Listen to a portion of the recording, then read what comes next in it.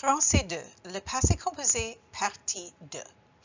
In part 1, we talked about the regular conjugation of the passé composé with avoir. And in part 2, we are going to talk about the irregular conjugation. But before we do that, let's go back and review what we did last time just to reinforce. Remember that the passé composé is one of the past tenses in French.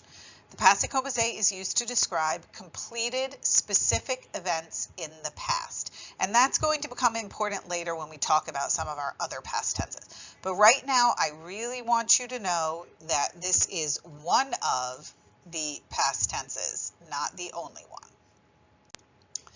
Remember that the passé composé has two parts. You have a helping verb and you have a past participle.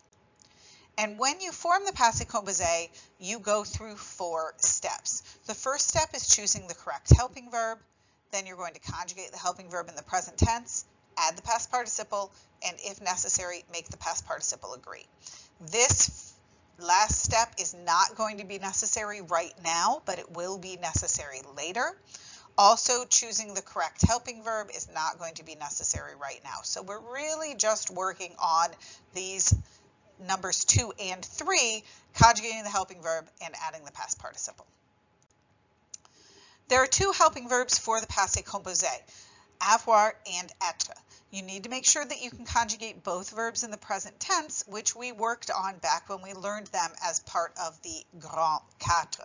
Remember that the big 4 is important not only because, of course, you need to know those verbs in the present tense, but also because they are going to be used in other tenses.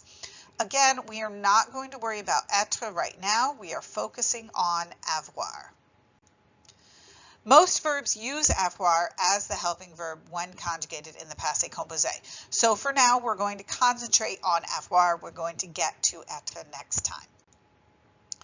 There are regular and irregular past participles. And as we talked about last time, all you have to do to form a regular past participle is take off the ending and change it to something different. So for ER verbs, you change it to E accent aigu. For IR verbs, changes to I. And for RE verbs, changes to U. And you all did a great job on that in class. So I know that we are solid on our regular past participles. Some verbs that are irregular in the present tense have regular past participles.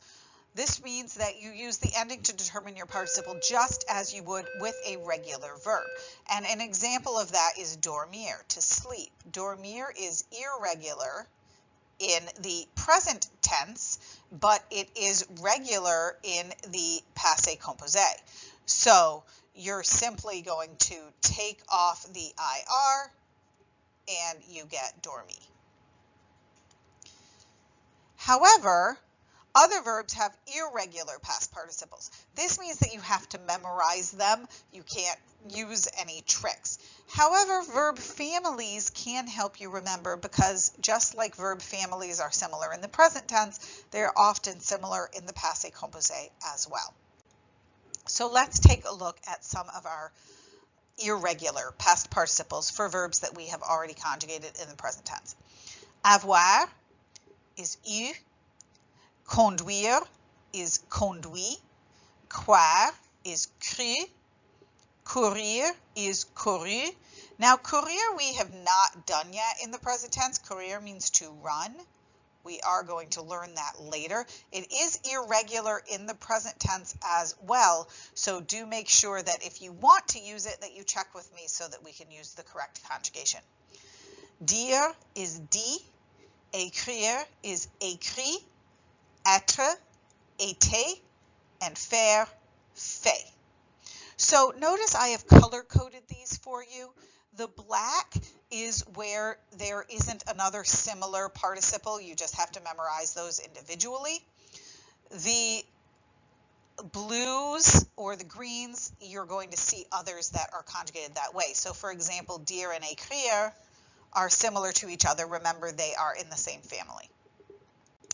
So let's continue with a few more. Lire is lu. Make sure that you know that this is not like dire and écrire. Even though they are in the same family in the present tense, the passé composé is different. Mettre is mis, pouvoir is pu, prendre is pris, rire is ri. Again, this is not quite like dire and écrire. It is similar, but not exactly the same. Tenir, tenu, vouloir, voulu, voir is vu. Remember, this is similar to croire, which is cru. So again, and tenir, when we get to venir, which we haven't done yet, but tenir is going to be similar to venir when we get there as well.